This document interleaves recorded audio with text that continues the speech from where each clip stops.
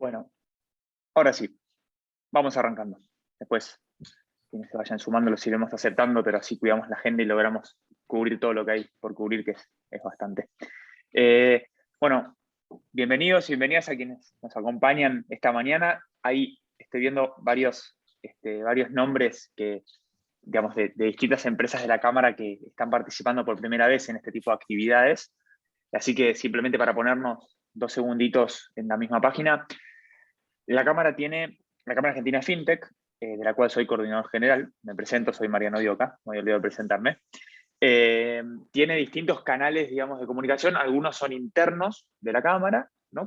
Digamos, un espacio que es para empresas socias, donde hablamos de distintos temas específicos, ¿no? Con un espacio de reunión, de pregunta, repregunta, intercambio rico. Después otros espacios que son mixtos, y otros espacios que son directamente abiertos, como los webinars o los eventos, etc. En este caso estamos en una capacitación FinTech, que se trata de esta primera alternativa que mencionaba, ¿no? Que son reuniones para empresas de la Cámara, donde tocamos distintos temas, a veces de negocio, a veces regulatorios, a veces, no sé, de contexto, de lo que sea, que resulten de alto interés, de alto impacto para empresas de nuestra Cámara y que podamos debatirlo o charlarlo o aprender con profesionales que sean referentes en la materia. El día de hoy, como verán en la pantalla que estamos viendo todos, vamos a hablar sobre juicio ejecutivo en crédito digital, que es un tema nada, de altísimo impacto para el vertical de crédito de nuestra Cámara, que es básicamente 1 de cada 4 empresas de la Cámara son empresas de crédito, así que es un vertical sin lugar a dudas muy importante. Y nada, para ello invitamos a Santiago Catani, que nada, tuve la suerte de conocerlo hace unos meses, ¿no? Me parece, Santiago, hace unos meses. Sí, hace unos meses más o Contó menos. que estaba con un proyecto y con una serie de temas muy interesantes para contar. Así que diagramamos esta capacitación para que él, que es abogado y CEO de Soria, pueda contarnos no solamente algunos temas, si quieren, teóricos de marco, de contexto, sino también ya algunos casos puntuales que son de alto impacto para nuestra industria. Así que, Santiago, no te robo más tiempo, te paso la posta, si te parece, hacer la presentación y después al final podemos hacer el espacio de preguntas y respuestas. Así ordenamos eso de tal modo que vos exponés, excepto que haya capaz alguna pregunta muy específica que no puede esperar, la podemos poner por el chat y después yo, si querés, te lo menciono, o si no, directamente presentás y después hacemos el espacio de preguntas y respuestas, donde cada uno puede prender la cámara, prender el micrófono y bueno, y hacer el intercambio. Así que bueno, eso es un poco todo de mi lado. Hagamos Gracias, así. Santiago. A Te vos. escuchamos con mucha atención. Bueno, gracias Mariano. Un lujo, muchísimas gracias por la paciencia y por ayudarme a organizar esto también. Sos un especialista. Bueno, un gran interés. Muchas gracias por el interés a todo el mundo. Gracias por estar ahí del otro lado. Para mí es un lujo total poder estar acá al frente de esta charla, así que estoy muy contento y muy orgulloso. A la Cámara Argentina de FinTech, muchísimas gracias por permitirme estar acá. Yo les cuento rápidamente quién soy, digamos, Santiago Catani, soy abogado, hice un MBA en el IAE como background académico, ahora en un par de semanas voy a dar mis primeros pasos en la docencia también. Estoy especializado profesionalmente en Derecho Bancario. Hace 16 años que me dedico a esta industria, al rubro de recupero judicial de créditos en mora. Tuve la suerte de cruzarme en el camino con todo este mundo fintech que me abrazó y me hizo estirar mi carrera en este rubro. Me trajo a estar al frente de esta charla para contarles la novedad de lo que conseguimos hacer. Incluso me hizo co-crear una empresa que genera contratos electrónicos, así que bueno, soy un consumista de todo el mundo fintech y todas las noticias que pasan. A ver, como decía Mariano, si se puede transformar esto en charla, no hay ningún problema. Participan, me preguntan. Sobre el final hay un espacio, digamos, que pensé específico para Quizás para lo que más les puede llegar a interesar a ustedes, que es algo más práctico sobre qué necesito para poder acceder al juicio ejecutivo, digamos, qué documentación, cómo es el proceso, etcétera. Y ahí quizás puede ser un buen espacio para hacer algunas preguntas. Sin embargo, yo voy a hacer un recorrido, ahora les voy a contar un poco los temas como para calentar motores y que puedan ir pensando qué dudas les pueden ir surgiendo. Pero bueno, a ver, básicamente, esta es digamos, la novedad que nos tiene acá charlando en este momento, digamos, que es a partir de un trabajo en conjunto que hicimos desde el estudio Bluson, junto con 2 empresas muy importantes y reconocidas y miembros de la Cámara, como lo son Winans y Afluenta. Bueno, conseguimos que la justicia les permita acceder al juicio ejecutivo para recuperar algunos créditos que tenían en mora. Lo cual, lo que nosotros decimos es que de alguna manera iguala las posibilidades que tenían solamente los bancos con las fintech, ¿no? Los temas que vamos a ver son, primero, entender qué es el juicio ejecutivo, ¿no? Meternos en la herramienta, digamos, qué es, cómo es el proceso, cómo son los tiempos, digamos, los requisitos para ingresar, cuáles son los títulos ejecutivos, que eso es muy importante. Y el objetivo de esto es lograr hacerles entender, digamos, por qué es tan importante el juicio ejecutivo, o sea, qué es y por qué es tan importante, en realidad desde antes, de saber que se puede contar con el juicio ejecutivo a la hora de otorgar créditos. No es solamente una herramienta para obtener ingresos de caja adicionales, sino que tiene un impacto muy importante, incluso para depurar la base de la gente a quien se le presta, porque no me quiero adelantar, pero digamos, entre otras cosas, una cosa muy importante en esta industria es el boca en boca, y pasa mucho que si alguien pide un préstamo y no lo devuelve y no pasa nada, digamos, le cuento a Pedrito, mi hermano, que hace lo mismo, que le cuenta al primo, que le cuenta al amigo, y lo mismo pasa, digamos, transforma ese círculo en virtuoso al revés, cuando cae un oficial de justicia a la casa y bueno, le cuenta al hermano y al primo las consecuencias. Entonces, en algún punto se depura el sistema. Después, bueno, ¿qué hicimos? ¿No? ¿Qué cambió? Porque antes estaba solamente permitido acceder al juicio ejecutivo para aquellas empresas que traccionaban a sangre, digamos, que firmaban papeles. Entonces les voy a contar lo que en el mundillo abogadil se conoce como el caso Afluenta, básicamente porque bueno, fue la primera sentencia favorable en una causa con estas características, fue un caso Afluenta.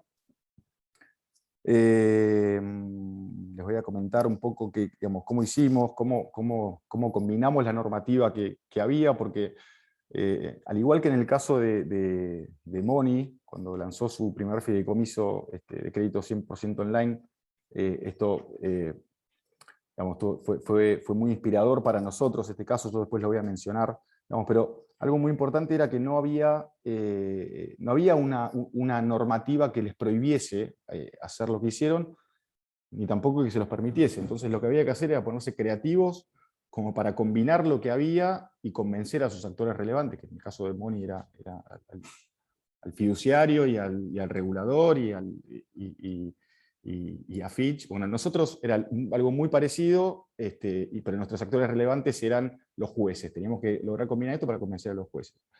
Y una cosa muy importante que me parece que creo que les va a resultar interesante, es mostrarle un poco algunos resultados estadísticos, pero quizás para que tomen real dimensión de la velocidad que toma un juicio ejecutivo, y de cómo es una herramienta específica para el cobro de deudas, porque va realmente muy, muy rápido. Y obviamente que no iniciamos un solo caso, sino que iniciamos muchísimos casos, y lo hacemos periódicamente, cada par de meses, digamos, hacemos una tanda de inicios nuevos. porque creemos que esta incluso es la forma en la cual nosotros vamos a lograr empujar digamos, al cambio de la regulación, ¿no? Que la legislación se actualice, porque es necesario, porque no hay ninguna razón de ser por la cual el que tiene papel pueda usarlo y el que no tiene papel no lo puede usar. Entonces, digamos, cuanto más casos iniciemos, más rápido creemos que esto va a suceder. Y me parece ya el siguiente punto que vamos a ver es un poco cómo esperamos que esto evolucione, porque esto va a tener un impacto importante seguramente cuando esto pase en sus empresas. Y bueno, claramente, digamos, en el sentido de que cuando se ayorne la legislación, probablemente tengan que ayornar un poco los procesos internos que tengan ustedes, algunos más, otros menos, otros un poquito, pero algo tendrán que hacer, entonces quizás anticiparse les va a resultar interesante. Y bueno, sobre el final, como les decía, una parte un poco más práctica, para que puedan quizás entender específicamente, bueno, todo muy lindo, pero ¿cómo hago, no? No quiero perder mucho más tiempo porque no tenemos mucho tiempo, así que vamos a ello. A ver, digamos, cuando hablamos con Mariano organizando esto, coincidíamos en que la mayoría de ustedes, digamos, van a estar al tanto de cuál es el problema, digamos, que nosotros venimos o empezamos a resolver. Entonces, para no aburrir con temas ya conocidos, quizás el foco más que nada va a estar en la herramienta en sí, digamos, en cómo puede tener un impacto positivo para ustedes. Y por eso todo lo que es la previa, digamos, lo vamos a hacer un poco rápido. Me parece importante decir algunas cositas como para contextualizar más que nada y para llegar a un entendimiento sobre la importancia de esto, pero bueno, rápidamente, bueno, la mora claramente es inherente a la actividad de cualquier actividad comercial, ni hablar a la actividad del otorgamiento de créditos, y es un problema con el cual se debe convivir permanentemente. Pero nosotros lo que decimos es que la mora tiene un camino temporal, ¿no? Desde antes de que se otorga el crédito hasta que esa mora queda consolidada. Decimos que tiene un camino temporal en el cual durante gran parte de ese proceso, de ese camino, existía una relativa igualdad en las condiciones, digamos, en las posibilidades para enfrentarla entre bancos y fintechs. Cuando digo bancos y fintechs, en realidad es una simplificación. Yo más que nada me refiero a papel contra digital, ¿no? Pero queda bien y quizás sirve para graficar. Entonces, todos, antes de que ocurra la mora, digamos, comparten muchas herramientas. Por supuesto que existe una relativa igualdad de condiciones, obviando las diferencias lógicas de unos y otros, ¿no? De la forma en que unos obtienen financiamiento para otorgar los créditos, el tamaño, digamos, la escala, y bueno, por supuesto las características propias de los clientes a quienes se les otorga el crédito. Pero bueno, hay ciertas herramientas que se comparten. Primero, por lo general, antes de otorgar crédito, hay una estimación de la mora futura, y ese riesgo se incorpora a la tasa de interés, con lo cual, por lo general, nosotros decimos que con el incobrable no se pierde plata, si las cosas se hicieron bien antes y si no pasó nada raro, porque terminan pagando buenos pagadores por malos pagadores. Y eso es una herramienta que se comparte, también la posibilidad de contratar ciertos seguros, un seguro de vida, por ejemplo. La parte contable es muy importante para ver digamos, estimar lo que se puede llegar a previsionar en los balances de los activos. Cómo se comunica también es muy importante para que la morosidad tenga un impacto menor, digamos, desde el scoring, desde elegir a quién se le presta y a quién no se le presta, y en cómo ese préstamo que se otorga se comunica, digamos, las bondades de cumplir, los problemas que puede traer no cumplir, etc. Todo eso disminuye los índices de morosidad. Y una cosa que estoy viendo últimamente es que el funcionamiento como ecosistema está haciendo que la morosidad no sea tan alta, no tenga un impacto tan importante. que es algo que también digamos, lo uso como para comparar con una herramienta que se comparte con los bancos, porque en los préstamos no al consumo, sino en los préstamos para capital de trabajo, digamos, los índices de morosidad son mucho menores que los del consumo. ¿Por qué? Porque uno sabe que si no cumple, no solamente va a tener problemas judiciales y demás, sino que bueno, se cortan la línea de crédito, se cierra la cuenta, digamos, hay un montón de problemas, con lo cual todo eso, digamos, ese crédito es lo último que se deja para pagar, ya sobre el final se deja de pagar eso. Y en el mundo fintech estamos viendo algo parecido, por supuesto que no en todos, pero quizás en los más grandes se ve más claro, cómo al tener la parte de crédito y la parte de cobro combinado, la persona que recibe el crédito, si deja de pagarlo, sabe que, digamos, que no va a poder vender más quizás, o que no pueda vender más a través de un marketplace, por ejemplo, o cobrar a través de una terminal de cobro. Además, entonces, todo eso en la previa, digamos, está esta igualdad relativa en las condiciones. Ahora, cuando cae la mora, digamos, durante un cierto tiempo en la parte de la mora temprana, esa igualdad relativa se sostiene durante un tiempo porque el objetivo es el de recuperar al cliente. Claramente hay muchos casos en los cuales no sé, no funcionó el débito, o se pasó la fecha de vencimiento, o tuvo un pequeño problema y rápidamente retoma el plan de cuotas. Entonces, en ese momento, digamos, se sigue sosteniendo esa relativa igualdad de condiciones. El problema, digamos, la balanza pierde su equilibrio cuando toda esa mora queda consolidada.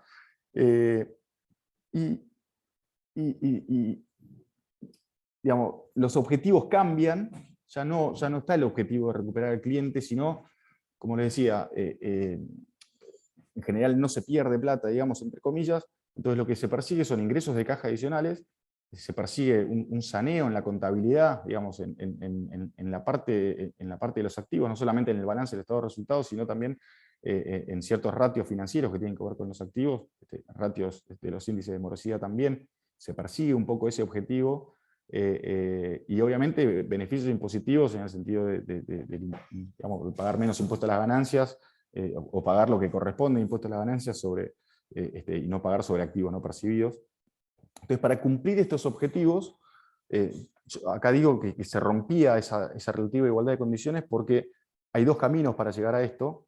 Uno es la venta de estas carteras de créditos malas a inversores especializados, que esto no lo podían hacer la fintech, o por lo menos la fintech que otorgaban créditos 100% online, hasta que lo pudo hacer Money, que si bien lo hizo con su cartera de créditos activos, bueno, abrió el camino para que el resto lo pueda hacer. Entonces, esa parte quedó solucionada, porque con la venta de las carteras esos activos se descargan, digamos, a cambio de ingresos de caja, y bueno, con esa descarga también no se paga, digamos, no se paga el impuesto a las ganancias, está el beneficio impositivo. Y el otro camino es el juicio ejecutivo, que es lo que vinimos a hacer nosotros, ¿no? En el juicio ejecutivo también se consiguen estos objetivos, estos tres objetivos, porque claramente hay ingresos de caja adicionales, porque el recupero es mucho más importante que si no hay juicio, y también hay un saneo contable porque se recuperan muchos créditos, y uno de los artículos de la ley de impuesto a las ganancias dice que se pueden previsionar activos malos si se demuestra que se iniciaron acciones judiciales para el cobro, con lo cual también se consigue esto. Tardé mucho tiempo en esta parte, perdón, voy a acelerar. Vamos directamente al juicio ejecutivo, la herramienta. Esto es muy importante que lo entiendan, por favor, cualquier cosa, o me preguntan o se anotan alguna consulta. Voy a tratar de hablar en el lenguaje más llano posible y menos abogadil, pero básicamente un juicio ejecutivo es un proceso especialmente diseñado por la ley para el cobro judicial de deudas. Digamos, es un sistema de cobro rápido que la ley privilegia, pero bueno, como todo privilegio, claramente el acceso es restringido, los requisitos son muy rígidos, y están incluso taxativamente establecidos en la ley, que ahora los vamos a repasar, pero no, el juicio ejecutivo es un proceso especial en el sentido que es un proceso distinto al juicio ordinario, al proceso ordinario, al proceso común, ¿no? El juicio ordinario es el que todo el mundo por lo menos conoce o tiene en el imaginario, que es el juicio largo, que hay audiencias y prueba, y que son muy poco justos por el tiempo que tardan. Ese es el juicio ordinario. El juicio ejecutivo es un proceso especial porque se diferencia de esto. ¿Y por qué? A ver, el trámite es mucho más abreviado porque tiene menos actos, porque los plazos son más cortos y en consecuencia la duración es más corta, digamos, hay una celeridad en todo el desarrollo del proceso, y obviamente en la conclusión, que sería el cobro, es muy rápido. Y una cosa muy importante que tiene el juicio ejecutivo, a diferencia de otros, es que se tiene la posibilidad de acceder a medidas especiales para el cobro desde su propio inicio. Digamos. Apenas inicia el juicio ejecutivo, uno puede, por ejemplo, trabar un embargo sobre, sobre una cuenta, sobre un bien, sobre los saberes. Digamos, se puede acceder al principio. En un juicio ordinario también se puede acceder, pero una vez ganado el juicio, digamos, una vez que se haya dictado sentencia y una vez que esta sentencia esté firme, y esto puede pasar en 1, 2, 3 años, digamos, tiempo más que suficiente para que un deudor maniero se deshaga de todos sus bienes y pase a la clandestinidad económica.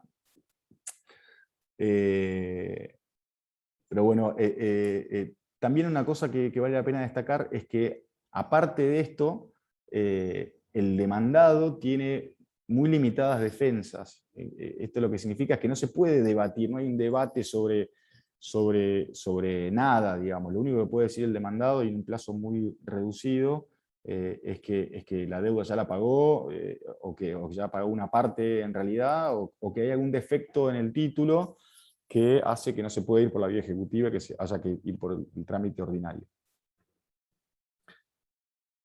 ¿Por qué digamos, por qué este privilegio? Digamos, no es una cuestión antojadiza, tiene una razón de ser. Y es que no se persigue la existencia de un derecho, como pasa en un proceso declarativo. Digamos, no se persigue una declaración controvertida, digamos, por parte del juez, que se defina, que el juez defina si hay un derecho, o a quién le corresponde, o quién tiene razón, o quién es acreedor, o quién es deudor, sino que ese derecho está incorporado en el documento que se está ejecutando.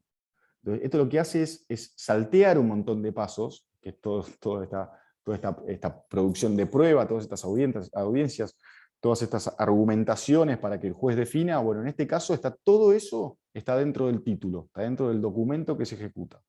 Entonces, claramente se decanta de que el título pasa a ser algo muy importante, y no cualquier cosa es un título ejecutivo. Entonces vamos a ver qué son los títulos ejecutivos. Los títulos ejecutivos son documentos que tienen que tener ciertos elementos, como por ejemplo debe contener la obligación de dar sumas de dinero, es decir, que debe contener la obligación de pagar sumas que sean líquidas o que sean fácilmente liquidables. Después puedo dar algunos ejemplos, pero creo que es claro, digamos, que se debe pagar tanta plata en tal momento,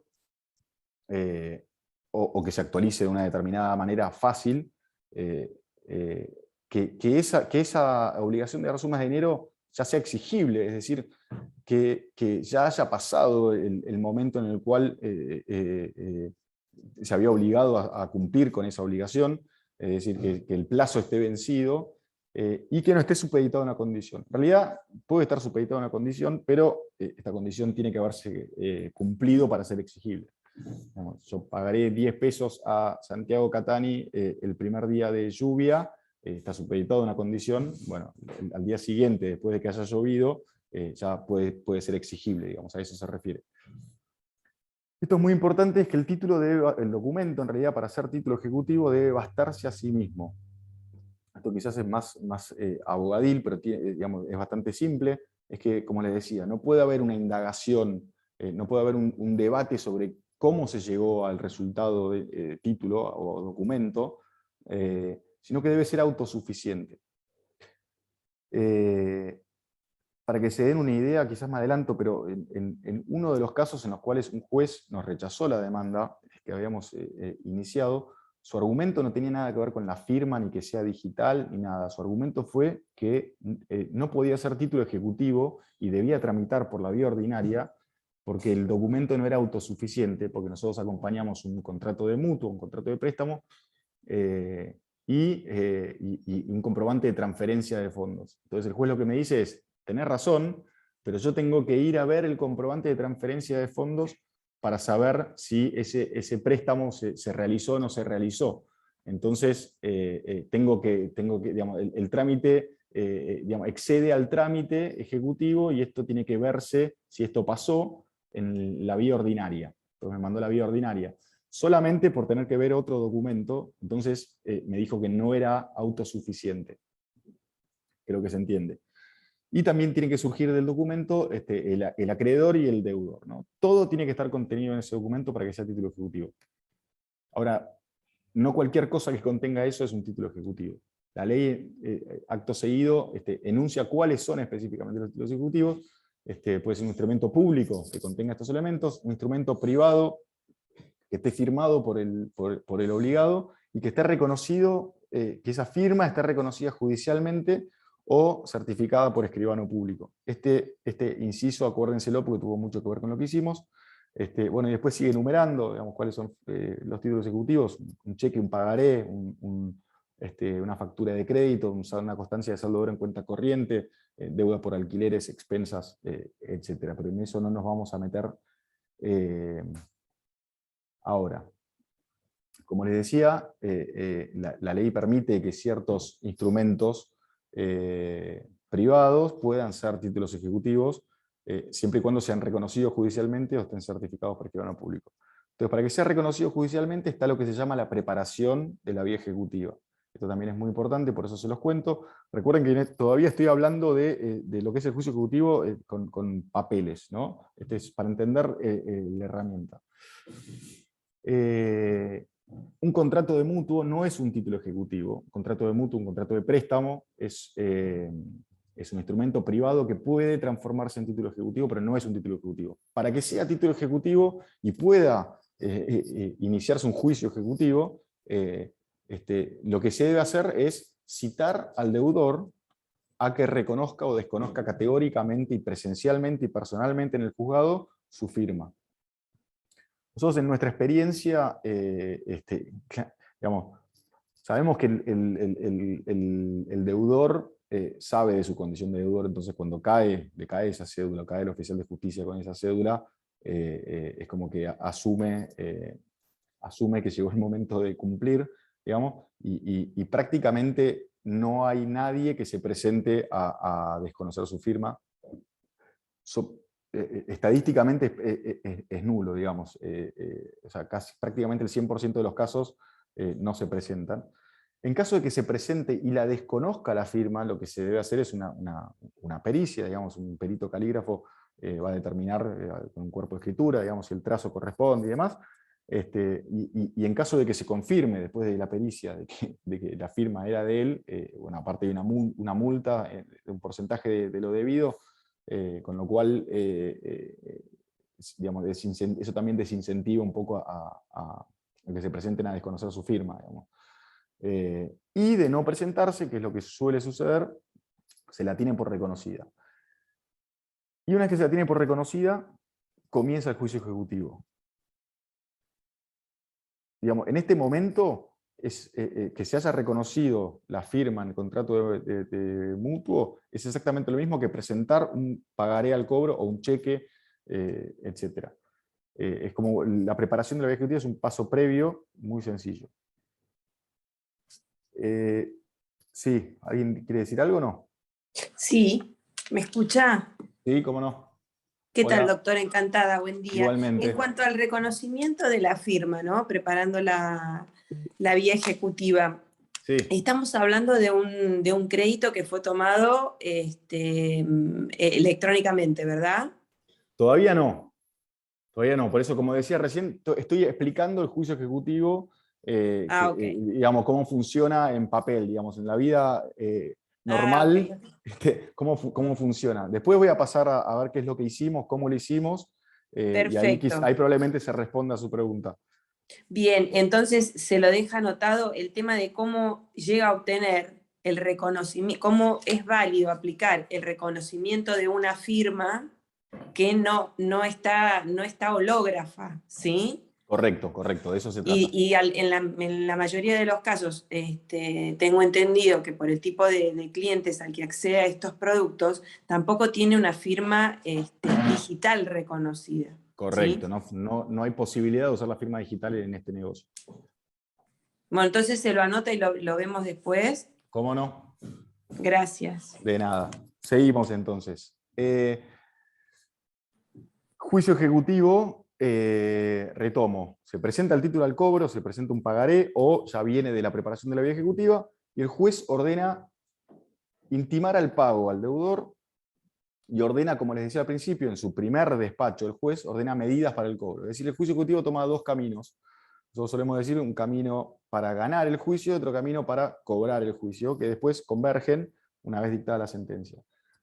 Entonces, en la parte de ganar el juicio, el juez ordena intimar al demandado al pago de lo debido, ¿no? Y eso se hace a través de un instrumento que se llama mandamiento de intimación de pago, donde un oficial de justicia va a la casa del demandado y lo intima al pago. Hago un paréntesis. Va a la casa del demandado. El juicio ejecutivo es rapidísimo. Digamos, es un proceso realmente ágil, donde solamente tiene un freno en la correcta notificación o intimación al demandado. Esto quizás se los digo especialmente, veo que bueno, hay algún colega, pero especialmente a los que se dedican al otorgamiento de créditos. El domicilio del mutuario, del que recibe el préstamo, es muy importante para esto.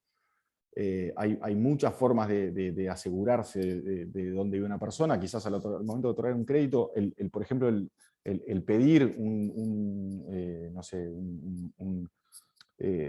una factura de algún servicio donde surge el domicilio, el recibo de sueldo que puede surgir el domicilio, incluso a cosas más complejas, quizás como la geolocalización, digamos.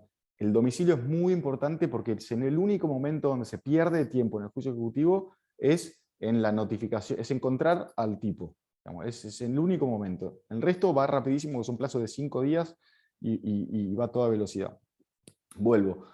El oficial de justicia va intima al pago al demandado y por lo general el demandado no paga y entonces el oficial de justicia le dice que tiene 5 días para oponer alguna excepción, es decir, alguna defensa, alguna de las limitadas defensas que decíamos antes.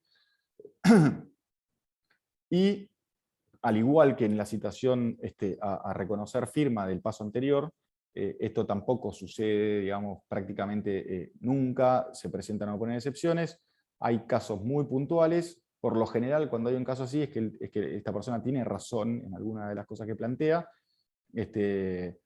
Y bueno, en el caso de que vamos a hacer el trámite sencillo, si no se presenta a los 5 días, digamos, vencido el plazo de 5 días para oponer alguna defensa, el juez dicta sentencia. Vuelvo un poquito para atrás, los caminos paralelos, la parte del cobro, el juez ordena alguna medida para el cobro, que puede ser un embargo, una inhibición, embargo sobre algún bien o sobre los haberes, por ejemplo, o sobre cuentas. Y bueno, lo que sucede acá es que, por ejemplo, vamos a hacer también el caso sencillo, que después hay otras cosas que se complejizan, pero en lo fácil, un embargo sobre los haberes, digamos, una persona que tiene un trabajo en blanco, se le ordena un embargo de sueldo, se hace un oficio, se le manda el oficio al empleador, el empleador retiene mensualmente el 20% de los haberes y los deposita en la cuenta judicial abierta en ese juicio.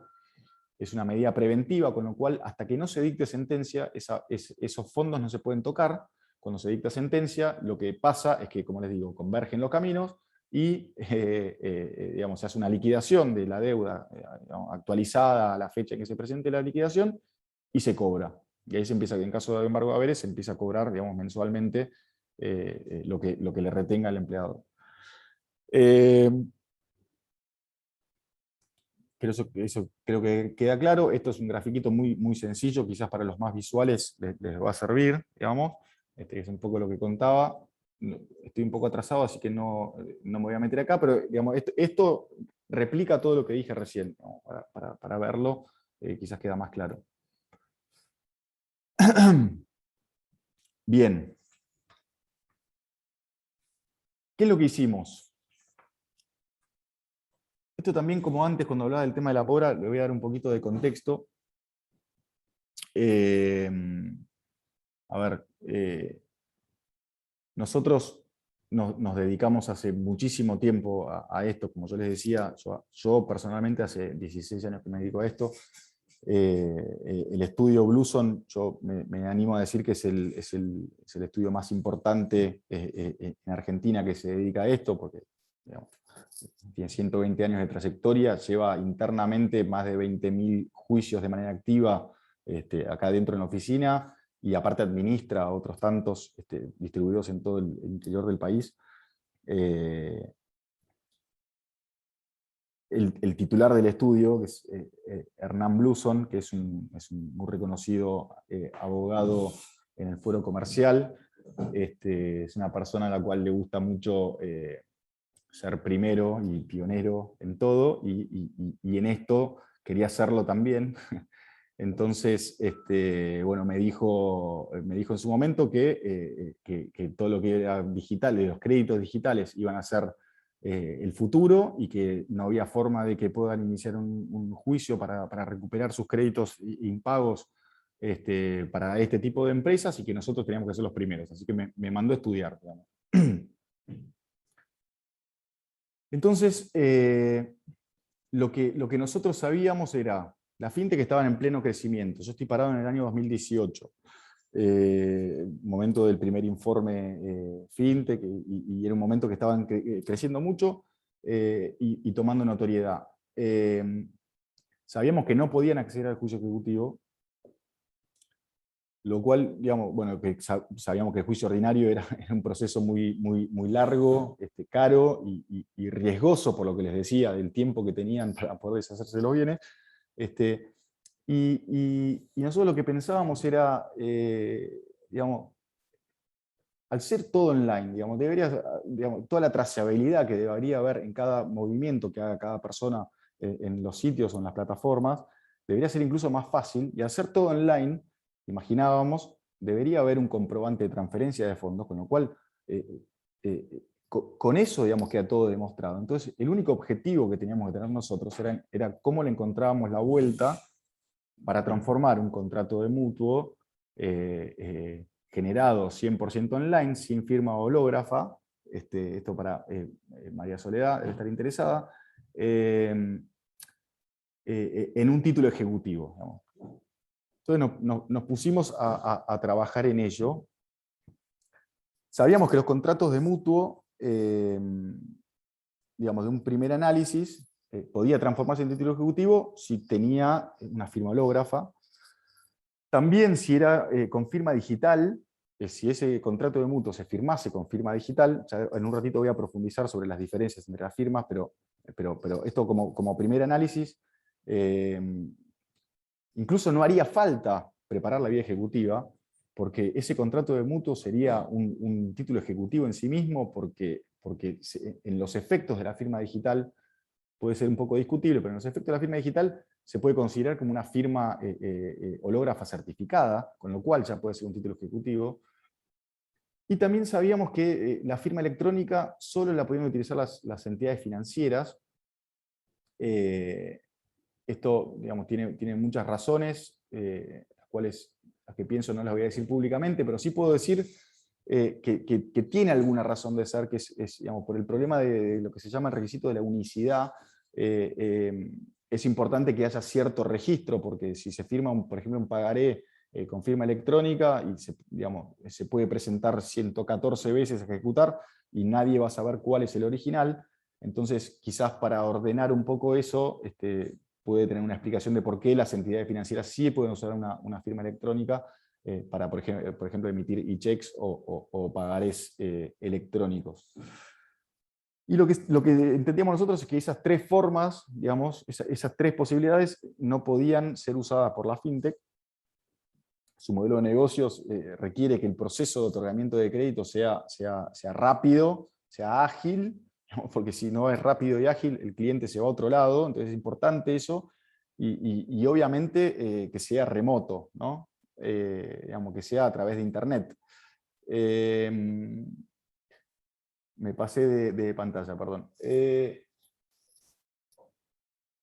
Y no podían acceder a la firma digital porque hay un requerimiento digamos, de un trámite presencial para poder adquirir el certificado de firma digital en la oficina de un certificador licenciado, con lo cual eso mataba la posibilidad de usar la firma digital, por eso no se puede usar la firma digital, porque si no, no hay negocio. Obviamente no se podía volver a la tracción a sangre, no se podía volver a las sucursales y a la firma de papeles, porque se necesita que sea remoto también, con lo cual la única posibilidad que tenían las empresas fintech, según lo que analizábamos nosotros, era la utilización de la firma electrónica.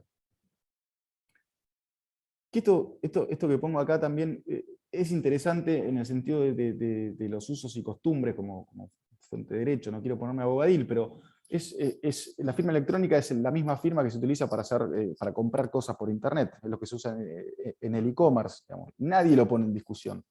Digamos, eso funciona así, funciona de esa manera, nadie entiende ni qué es la firma electrónica, ¿no? Todo el mundo acepta que funciona así, de esa manera. Sin embargo, los abogados somos un poco más complicados, y la doctrina que somos los abogados, digamos, yo no comparto esto, pero la doctrina consideraba que los documentos firmados electrónicamente, con firma electrónica, no eran instrumentos privados, sino que eran instrumentos particulares no firmados. La mayoría de los abogados consideraban esto, y lo siguen haciendo, muchos, con muchas razones, digamos, son muy lógicos los argumentos.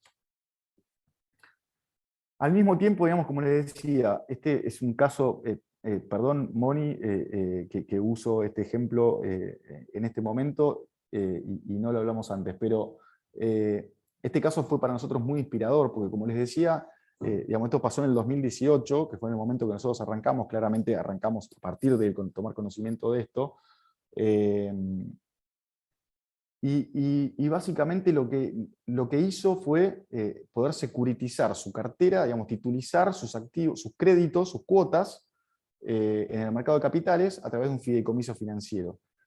¿Cuál fue el diferencial? Digamos, porque ya algunas fintech habían logrado hacer esto, pero el activo estaba guardado en cajas en Iron Mountain, con pagares firmados con lapicera. Digamos, lo que logró hacer Money a mitad del 2018 fue que el activo subyacente de ese fideicomiso sean los créditos generados 100% online. Hasta ese momento el activo lo determinaba el papel.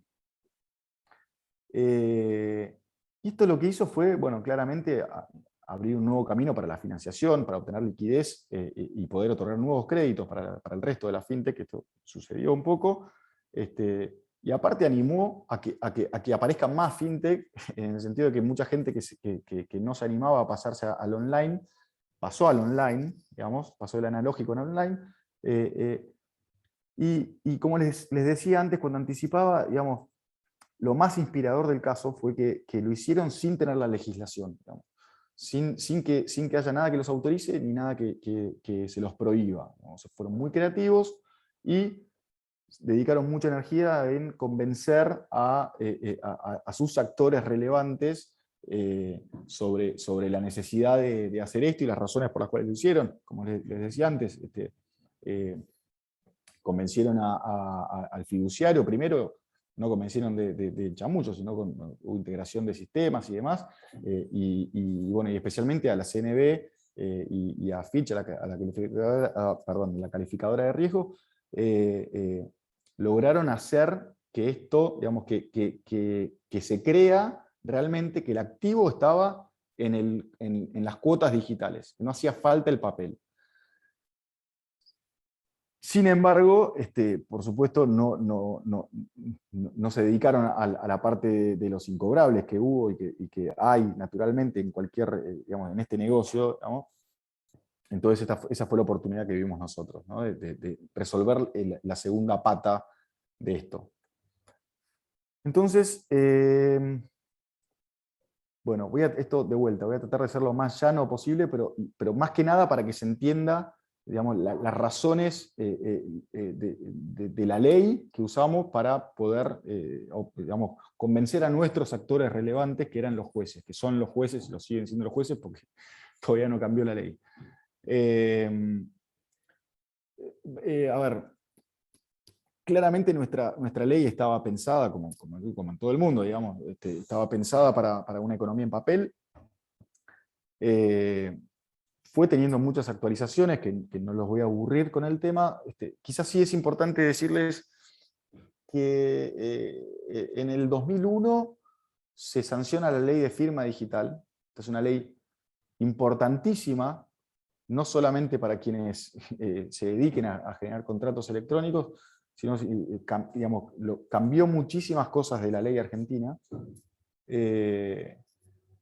Pero fue en el 2001, o sea, fue muy precursora, pero se logró poner en práctica muchísimo tiempo después.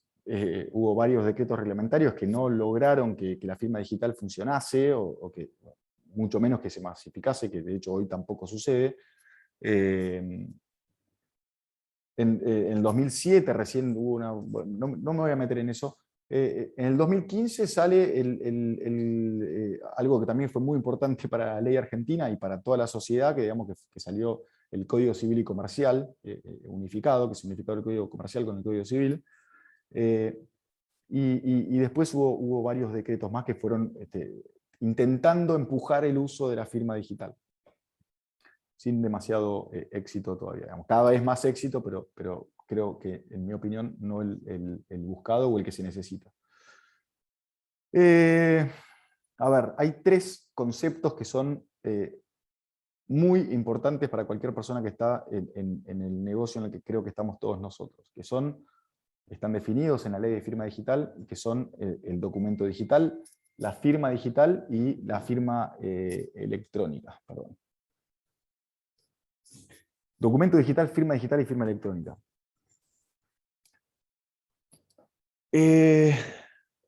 A ver, el documento digital, yo voy a usar una síntesis para mí perfecta que da para mí el abogado que más sabe de esta materia en Argentina, del cual aprendí casi todo lo que sé en la materia, y que creo que, si no me equivoco, es miembro de la Cámara, que es Santiago Mora.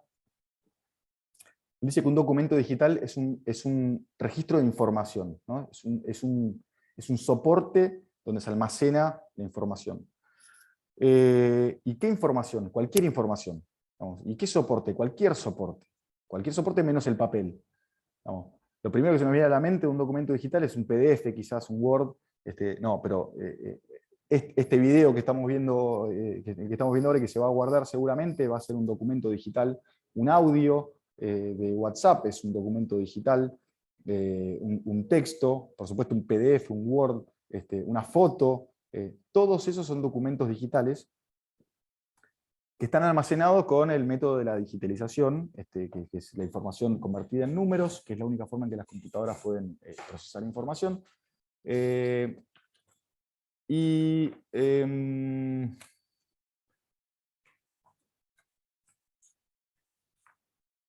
artículo 6 de la ley lo define el documento digital como la representación digital de actos u hechos, sin importar el soporte, y sobre el final nos da algo que modifica toda la ley argentina, digamos que cuando lo que dice es que el documento digital satisface el requerimiento de escritura. Esto significa que cualquier norma o ley que diga que se necesita digamos que un requisito de forma es que esté escrito y esté en papel, bueno, si lo hago con un documento digital, ese requisito queda satisfecho.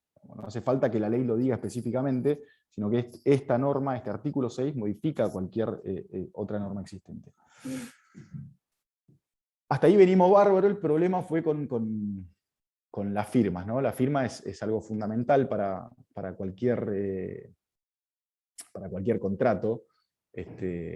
Por lo general termina siendo fundamental en el momento que hay algún problema, ¿no? Cuando hay algún problema siempre vamos corriendo a ver qué es lo que dice el contrato y qué firmamos. Pero bueno, la firma es la forma en que se materializa una manifestación de voluntad, en que se da el consentimiento respecto del contenido de un documento. Y la ley de firma digital incorpora 2 firmas nuevas, digamos. Ya existía la firma hológrafa, la firma manuscrita, y la ley de firma digital incorpora la firma digital y la firma electrónica, las dos. Y las incorpora como medios de identificación y manifestación de voluntad en documentos digitales. Es decir, es la forma de darle validez a cualquier acto que se realice a través de Internet.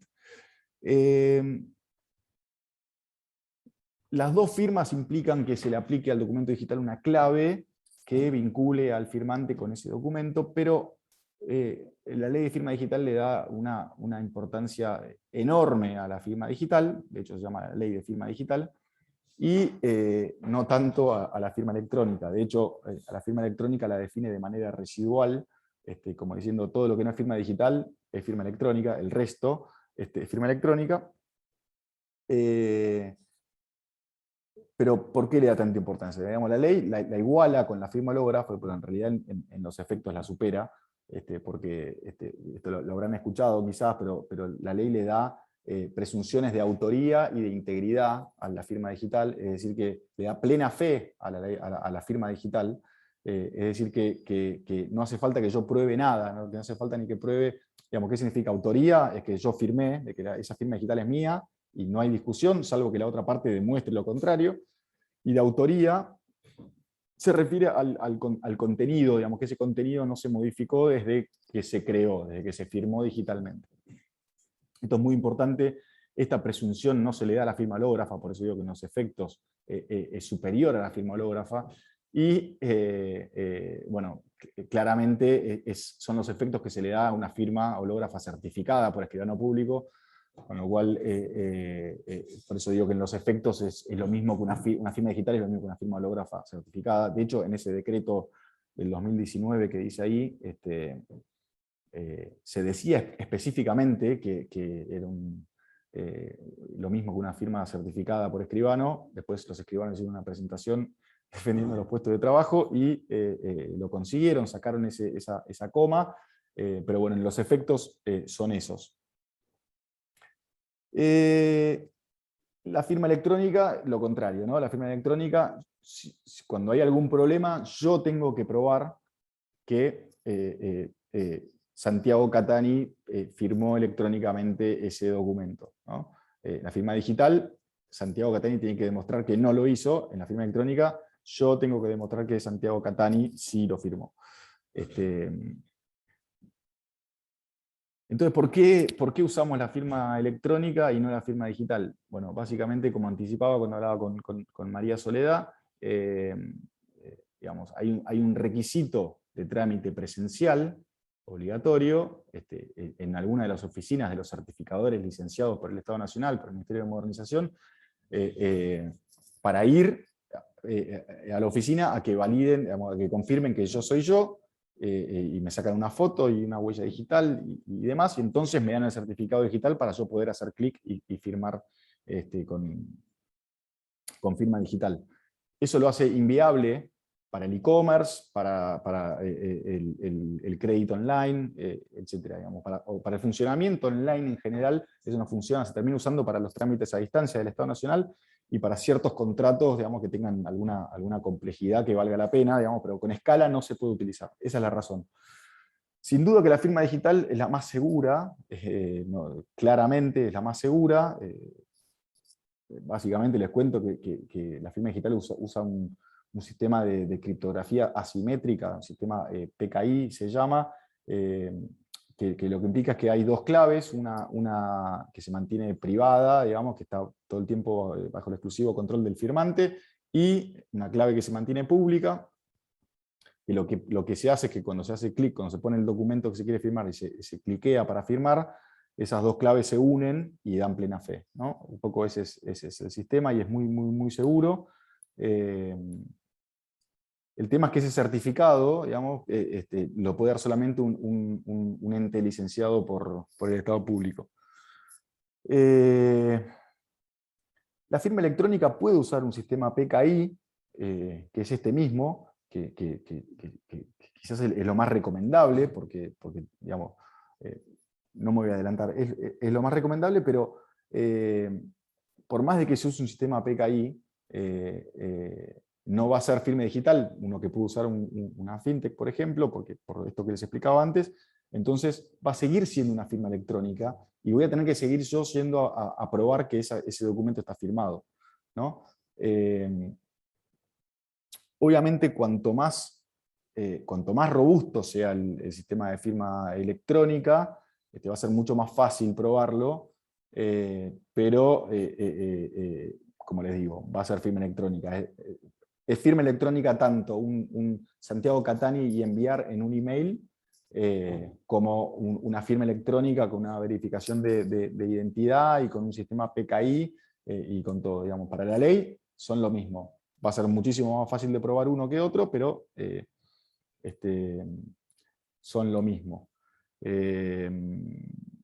Y estas claves que les decía, aprovecho y también lo digo, y como también dice Santiago Mora,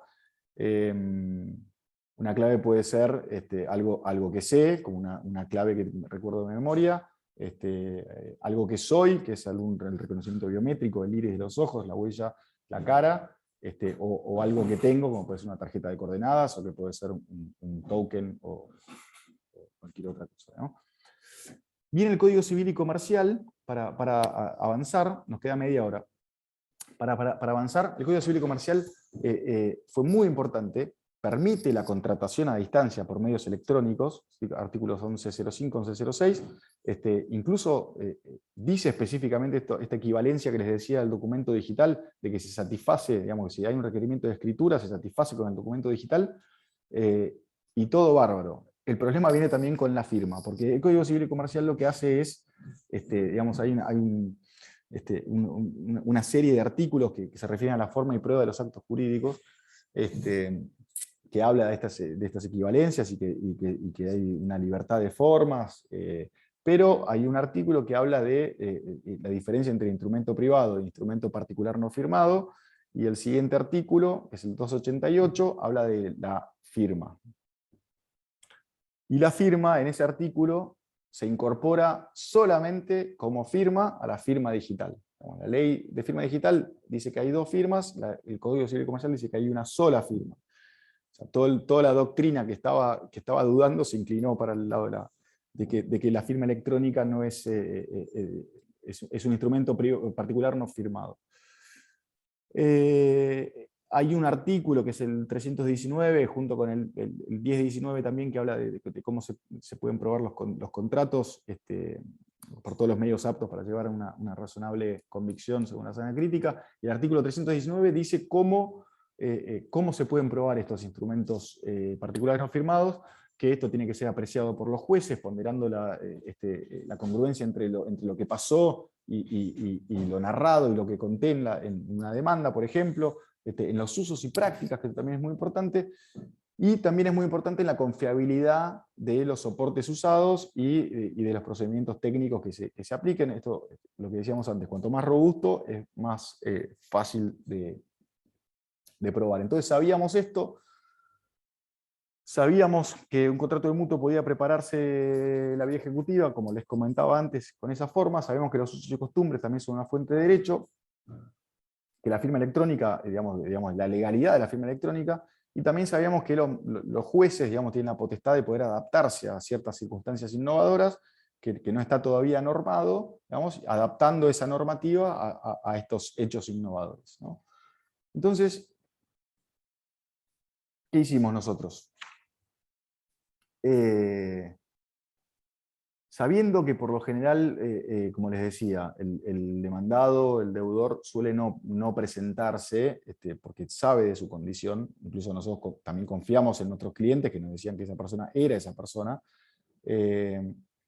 Nuestro foco estaba en hacer una demanda muy sólida que explique un poco todas estas cosas que les estaba contando, ¿no? En esa demanda asumimos un poco la debilidad de la firma electrónica, explicamos un poco las razones de por qué se usa la firma electrónica y no la firma digital, pero la palabra o la frase mágica, digamos, fue el artículo 5 de la ley de firma digital, que es el artículo 5, es el que define la firma electrónica, y sobre el final, el último párrafo, el que por lo general se pasa de largo, o se lee ya en diagonal, lo que dice es que en caso de ser desconocida la firma electrónica, corresponde a quien invoca acreditar su validez. Esto es lo que les contaba anteriormente. Yo tengo que probar que Santiago Catani firmó ese documento digital. Ok, pero ahí en el medio de la frase hay un requisito, que primero tiene que ser desconocido. Yo necesito que Santiago Catani me desconozca la firma electrónica, que me desconozca que haya firmado esa firma, ese documento. Entonces le pusimos mucho foco en demostrar que ese es un requisito que establece la ley, que primero haya un desconocimiento de la firma, y lo relacionamos con el procedimiento de la preparación de la vía ejecutiva, que es exactamente lo mismo, que es citar al deudor a que reconozca o desconozca su firma hológrafa, ¿no? Bueno, entonces, juntando esos dos requisitos, entendimos que podía llegar digamos, ¿por qué lo mezclo con la preparación de la vía ejecutiva? Porque si yo cito a alguien que firmó electrónicamente un contrato de préstamo, y esta persona lo reconoce, en los efectos es exactamente lo mismo que un contrato de mutuo firmado hológrafamente. Se transforma en un documento que está reconocido, y ese documento es un contrato de mutuo. Entonces se transformaría en un título ejecutivo. Entonces entendemos que el camino que debíamos tomar era el de la preparación de la vía ejecutiva. Y con un poco con esos argumentos fuimos con esa demanda. Incluso también dijimos que si se hubiese firmado digitalmente, sabiendo de que no se puede firmar digitalmente por todas las razones que expliqué antes, no haría falta preparar la vía ejecutiva, porque ya sería un título ejecutivo en sí mismo. Entonces claramente se desprende que la preparación de la vía ejecutiva se imponía. Incluso en este debate doctrinario también creemos que hasta que cambie la legislación, el debate se soluciona preguntándole al firmante: ¿lo firmaste o no lo firmaste? ¿Sos vos o no sos vos? Así que, bueno, ese fue nuestro camino. Después de estudiarlo, hablamos con la gente de Winans en primer lugar, después hablamos con la gente de Afluenta, analizamos un poco toda esa, digamos, la documentación que se generaba, si confirmábamos nuestras teorías, y sí, y bueno, fuimos con la demanda. Y el camino fue el siguiente. Presentamos 30 demandas en el último día hábil del 2019. Un poco el objetivo era que realmente, al final no sabemos bien si pasó o no pasó de esta manera, en algún caso quizás sí, que darle tiempo a los jueces a que puedan analizar lo que estábamos proponiendo, porque era claramente un tema muy novedoso, porque durante enero, digamos, si no lo saben, enero no hay justicia en Argentina, digamos, hay feria judicial. Entonces el último día hábil del año anterior presentamos estas demandas. Hoy con el diario del lunes, digamos, puedo contar que un poco nuestro objetivo era digamos, que se distribuya la mayor cantidad de casos en la mayor cantidad de jueces, para poder tomar los argumentos de sus rechazos de nuestra idea, para poder ir usando esos argumentos y con una nueva tanda. Y la verdad que nos sorprendieron gratamente. Ya al principio del 2020, donde nos dieron la razón. Al mes siguiente ya teníamos la primera vía ejecutiva preparada y un embargo de haberes, digamos, teníamos el primer juicio ejecutivo en funcionamiento un mes después. Después lamentablemente nos cayó la pandemia, porque esto es muy loco, porque todo esto había sido antes de la pandemia, parece que fue hace 1.000.000 de años, y nos cae la pandemia y digamos, nos corta un poco la inercia, porque estuvo prácticamente parado todo en la justicia durante 5 o 6 meses. Pero bueno, cuando retomamos, al mes siguiente tuvimos la primera sentencia, que este fue el caso famoso, sobre el cual, digamos, hay mucha gente hoy dando conferencias del tema y sacando algunos libros, no nosotros. Y al mes siguiente comenzamos a iniciar nuevas tandas, ¿no? Esto fue en Capital Federal, después iniciamos en Provincia de Buenos Aires, y ya a principios del año 2021, digamos, en tiempo neto, en unos 6 meses, digamos, o 5 meses, cobramos judicialmente, como les decía, por embargo de haberes, que estaba depositado en la cuenta judicial. Después de la sentencia, después de la liquidación, se cobra, y a partir de eso ya se empieza a cobrar todos los meses, ¿no? En febrero del 21 lo hicimos por primera vez. Y esto que creía que por ahí les iba a interesar era contarles un poco específicamente cómo nos fue, cómo son los resultados para poder tomar dimensión de la velocidad que se toma, o en realidad que toma el juicio ejecutivo. Esta fue la primera prueba que les comentaba. Iniciamos 30 juicios, la demanda la vieron 15 jueces, y 10 la aceptaron y tuvimos 5 rechazos, ¿no? Casi un 70% de positividad en ese primer intento. Respecto de ese primer intento, de esas causas, un 80% ya tenemos la vía preparada, el otro 20% todavía claramente nos está costando encontrar, como lo que les decía antes del domicilio, que es muy importante, y de ese 80%, en realidad de ese 80% no, digamos, sobre todo los iniciados, hay un 70% ya con sentencia dictada, un 70% con embargo de sueldo trabado, y ya estamos cobrando mensualmente respecto a un 40% de esos juicios iniciados. Y también un dato interesante es que cuando se inicia un juicio y llega el oficial de justicia a la casa, o cuando el empleador lo llama al aludido y le dice, che, te entró un embargo de sueldo, digamos, por lo general hay muchos casos en los que nos llaman e intentan llegar a un acuerdo extrajudicial, y eso termina pasando también. Lo interesante que pasó a partir de la segunda tanda de inicios, en este caso que fue en Provincia de Buenos Aires, en algunas jurisdicciones de la Provincia de Buenos Aires, es que el 100% de los jueces aceptaron la demanda, todos. Ya más de la mitad, al día de hoy, está la vía ejecutiva preparada, casi un 30% de sentencias. Después se hizo una tercera tanda, y el 100% de los jueces aceptaron la vía ejecutiva, nos dieron la razón. Y después hubo una cuarta tanda, y el 100% de los jueces nos dieron la razón, y nos permitieron acceder a la vía ejecutiva sin firma hológrafa, con firma electrónica. Actualmente, como les digo, sobre el total, 44 jueces vieron nuestra demanda, 39 la aceptaron, los mismos 5 de aquella primera vez en Capital Federal son los que los rechazaron.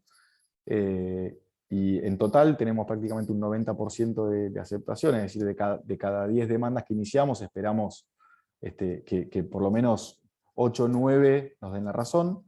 Siempre está el riesgo de que nos rechacen alguna demanda, por supuesto, porque no está legislado específicamente, pero eso no implica que se pierda el crédito, sino que básicamente se ordinariza ese caso, y solamente lo que va a pasar es que se va a cobrar más tarde, no que no se vaya a cobrar. Pero lo importante es este dato, ¿no? Desde que iniciamos la segunda tanda de juicios, donde ya estaba un poco más conocido en el mundillo nuestro de qué es lo que estábamos haciendo, bueno, no tuvimos ningún rechazo. Esto no significa, como repito, no significa que no haya nuevos rechazos, puede llegar a haberlos, pero claramente el porcentaje va a ser minoritario. Bueno, eso también algunos datos. En Capital Federal, se da la casualidad que fueron 22 y 22 jueces que vieron en Capital Federal y en provincia. Los únicos rechazos fueron en Capital Federal en esa primera tanda. En provincia no hubo ningún rechazo. Y en total, de todo el paquete de juicios que tenemos iniciados, de estos créditos 100% online, ya casi la mitad son juicios ejecutivos, un 20% ya tenemos sentencia, y estamos cobrando sobre un 7%. Quizás estoy yendo un poquito rápido, perdón, cualquier cosa me avisan, pero veo que tenemos muy poco tiempo, y quiero dejar algún espacio para alguna pregunta, pero esto sí me parece muy interesante, que es cómo esperamos que evolucione en el futuro. Como les digo, cuanto más se empuje y cuanto más juicios se inicien, más rápido va a pasar esto, y va a dejar de ser un hito. Esto, para que se den una idea, cada vez que presentamos una demanda, estamos esperando ansiosos a ver qué nos dice el juez, y cada vez que nos da razón es un hito, Y esto no tiene que ser así, digamos, esto tiene que ser un acto de justicia. Digamos. ¿Por qué alguien que tiene sucursales y firma pagarés puede acceder a esto y yo, que tengo toda la trazabilidad, digamos, y me hago responsable, no lo puedo hacer? Digamos. Esto claramente tiene que modificarse. Y esto es lo que pensamos, digamos, está todo pendiente a llegar a una desmaterialización de los títulos, valores, y esto va a tener que pasar, se va a tener que adaptar. Creemos que van a haber, según nuestra opinión, hay otras, hay dos opciones principales que pueden ser incluso las dos al mismo tiempo.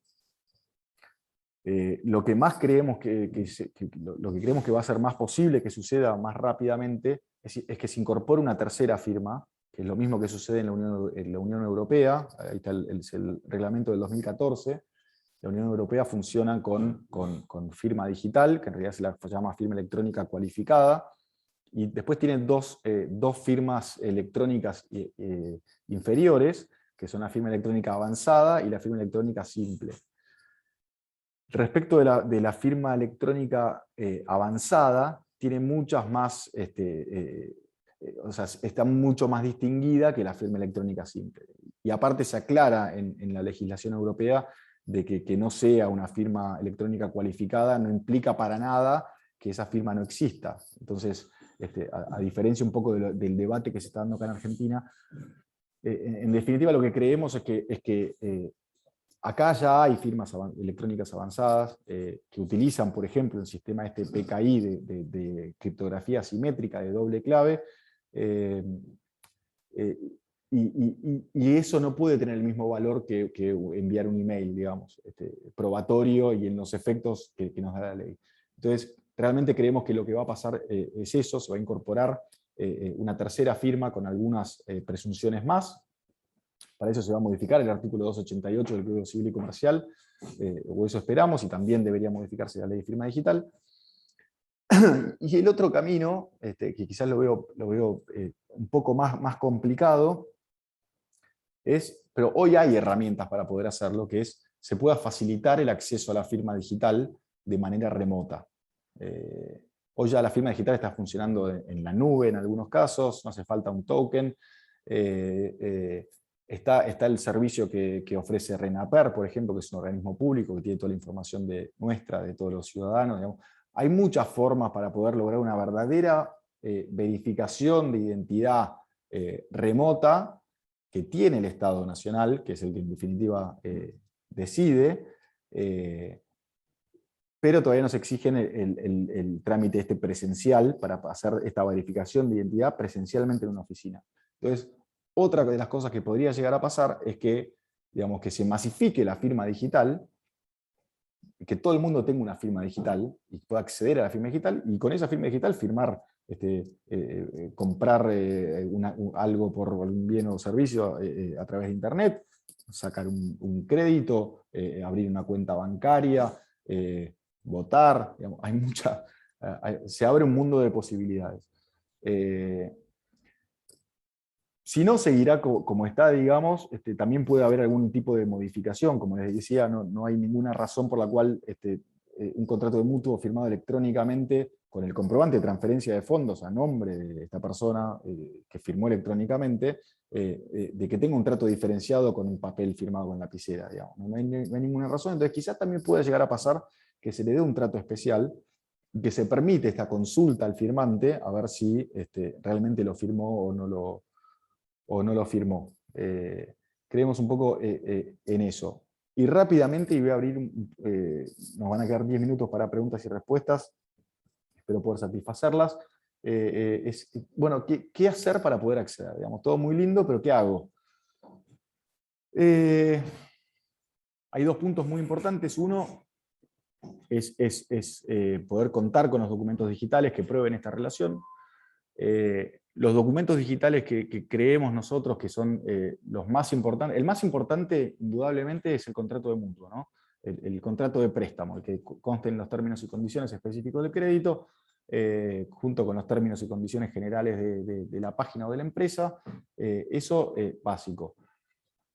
Poder contar con el proceso de validación de identidad. Por supuesto que algunos van a ser muy robustos, otros van a ser menos robustos, algunos tendrán muchos requisitos, otros menos, pero bueno, tener eso es muy importante porque eso va a configurar, digamos, junto con el momento en que se acepta el crédito, la firma electrónica, y eso es lo que nos va a habilitar poder hacer lo que estamos haciendo. Entonces contar con eso es muy importante, fundamental, tener el comprobante de transferencia de fondos. Por más allá de lo que dijimos de la autosuficiencia, es muy importante, siempre recuerden que nuestro objetivo, hoy que no está legislado específicamente, es convencer a nuestros actores relevantes, en este caso los jueces. Entonces, está la frase de menos es más. Bueno, en nuestro caso, más es más. Entonces, cuantas más cosas se tengan, mucho mejor. El comprobante de transferencia de fondos es muy importante. Si existieron comunicaciones con el solicitante del préstamo por email, eso también suma porque le da ese ida y vuelta en las casillas de mails. Y esto también es muy importante, especialmente, digamos, no tiene un valor muy grande. ¿Qué timing? No tiene un valor específico muy importante el mapa de navegación en el sitio, pero sí es muy importante para llegar al convencimiento y para cualquier problema posterior. Como les decía, al ser todo online, debiera haber cierta trazabilidad. Entonces tener un documento que diga qué se hizo en el sitio, qué día, a qué hora, perdón, voy a apagar el teléfono. Qué día, a qué hora, quién, digamos, desde qué IP, qué nombre de usuario, desde un celular, desde una computadora, toda esa información termina siendo valiosa más que nada para el convencimiento de nuestros actores relevantes, pero también en caso de que haya algún problema posterior se pueda llegar a revisar eso. Y el segundo paso, digamos, más importante es tener la voluntad de hacerlo, digamos, contar con la colaboración de quien puede acceder a estos documentos digitales, sabiendo de que es un proceso, digamos, que lleva tiempo de hacer, y que pueden surgir cosas, especialmente si hay algún demandado, algún deudor, que se pueda llegar a presentar, a hacer algo, digamos, hay que estar un poco preparado.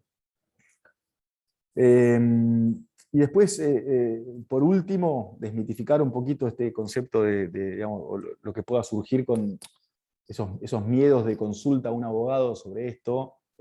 Por lo general, esto para que sepan, probablemente lo sepan, pero los abogados que nos dedicamos a esto, somos abogados orientados 100% a resultados, digamos, las consultas no se pagan, digamos, esto funciona distinto a lo que quizás están acostumbrados. Hay distintos esquemas y formas, y nada, yo básicamente quería desmitificar un poquito eso, y bueno, y ponerme a disposición de cualquier pregunta que tengan. Este soy yo. Muchas gracias por todo. Espero que se haya entendido. Santi, impecable charla. Creo que fuiste, al menos para mí, creo que fuiste muy prolijo y muy simple digamos, con la explicación. La verdad que muy agradable escucharte. Y si les parece bien, en los minutos que nos quedan, Gracias. sé que